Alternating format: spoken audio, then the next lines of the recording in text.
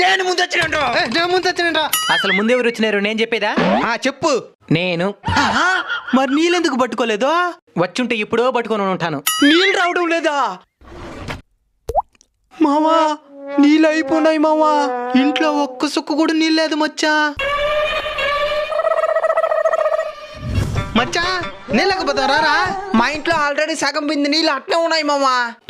ఆ సగం బింది నీళ్ళు కింద పోసేసే బిందె ఎత్తుకొని రా, ఫుల్గా పట్టుకుందు. అవును, ఇంతకీ నీళ్ళెందుకు అయిపోయినాయి?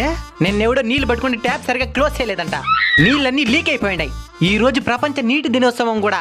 ఈ నీటి దినోత్సవం రోజే మనకి నీళ్ళు లేకుండా పుడిచింది. నీళ్ళు లేకుండా ఎందుకు పోతుంది? మొన్న మా మేడం క్లాసులో చెప్తా విన్నా, ఈ భూమి మీద 71% నీళ్ళే ఉందంట. నిజమే, కానీ తాగలేం. ఏమే? ఉప్పు నీళ్ళు కాబట్టి. మీకు అర్థమయ్యేలాగా చెప్తాను చూడండి. ఈ భూమి మీద ఉండే మొత్తం నీటిని 100% అనుకుంటే అందులో